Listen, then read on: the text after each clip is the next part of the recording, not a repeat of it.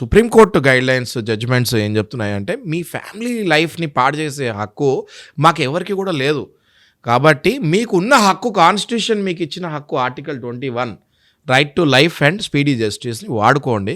కొన్ని సందర్భాల్లో కేసులు ఎక్కువ అవ్వబట్టి కేసులు ఎక్కువ అవ్వబట్టి అవి మా ముందే ఉంటే మాకు అర్థం కాదు అప్పుడు ఏది ఇంపార్టెంట్ అంటే మీరు అలాగే సుప్రీంకోర్టు దాకా పంపించేస్తారు. 100% నాగరాజు గారు. ఏదైనా మనకి చాలా ఇంపార్టెంట్ అనిపించి దాన్ని మీరు ముందుకు తీసుకెళ్ళలేకపోతే ఖచ్చితంగా పైకోర్టుకి వెళ్ళి సరైన ఆధారాలు చూపించి, ఏది పడితే అది వెళ్ళకుండా సరైన ఆధారాలు చూపించి, అయినా కూడా కొన్ని కారణాలు, కొన్ని టెక్నికల్ రీజన్స్ వల్ల మనం ముందుకు వెళ్ళిపోతామంటే ఏ కోర్టు అయినా, సుప్రీంకోర్టు అని కాదు, హైకోర్టు అని కాదు, ఏ కోర్టుకైనా మనం ఆ పైకోర్టుకి వెళ్ళి అప్పీల్ తెచ్చుకొని ఫాస్ట్గా ఆ కేసు మనం ముందుకు తీసుకొని వెళ్ళొచ్చు. ఎలా సార్, అంటే ఏ గ్రౌండ్స్ మీద మనం అప్పీల్ చేయాల్సినటువంటి అవసరం ఉంటుందంట? చాలా మంచి ప్రశ్న అడిగారు మీరు. గ్రౌండ్స్ ఎప్పుడైతే ఫర్ ఎగ్జాంపుల్ మీ పేరెంట్స్ మీ పెళ్ళి అంటే మేము ఇంకో రెండో పెళ్ళి చూద్దాం అనుకోను, ఏదో ఒక ఆశలో బతుకుతూ ఉంటారు, నా పిల్లవాడి జీవితం మళ్ళీ బాగవుతుందా, నేను చూడగలుగుతానా ఈ జీవితంలో అని.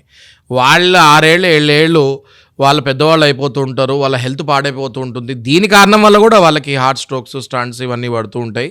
మీరు ఆ మెడికల్ ప్రూఫ్స్ కూడా చూపించచ్చు నాగరాజు గారు. నెక్స్ట్, మీ పిల్లలు సఫరింగ్, ఈ కోర్టు తిరుగుతాము, అటు ఇటు వెళ్తాము వస్తాము, దీనివల్ల మీ పిల్లల అకాడమిక్ పర్ఫార్మెన్స్ పడిపోతాము. మానసికంగా ఈ కోర్టు చుట్టూ తల్లిదండ్రులు తిరుగుతాం వల్ల పిల్లలకి చదువులు సరిగ్గా సాగవు. కొన్నాళ్ళ తర్వాత సైకలాజికల్గా పిల్లలు కూడా ఎవరి మాట వినరు. నేను అటు వెళ్తున్నా, కొన్ని రోజులు ఇటు వెళ్తున్నాను, నా ఇష్టం వచ్చినట్టు నేను బతికేయచ్చు అన్నట్టు తిరుగుతూ ఉంటారు. సో పిల్లలు చెడుదారిలో వెళ్తాము. వాళ్ళ అకాడమిక్ పర్ఫార్మెన్స్ పడిపోయినప్పుడు దానికి వచ్చే మన రిపోర్ట్ కార్డ్స్, ప్రూఫ్స్, పర్సనల్లీ మీ హెల్త్, పర్సనల్లీ మీ ప్రొఫెషనల్ గ్రోత్ ఆగిపోయినప్పుడు, అంటే 5 ఏళ్ల క్రితం మీ జీతం 1,00,000 ఉంది, ఇవాళ మీకు జీతమే లేదు, ఇవాళ మీరు 20,000లో పడిపోయారు, బికాస్ పర్సనల్గా మీరు డిప్రెషన్కి వెళ్ళిపోయి అలా పడిపోయారు.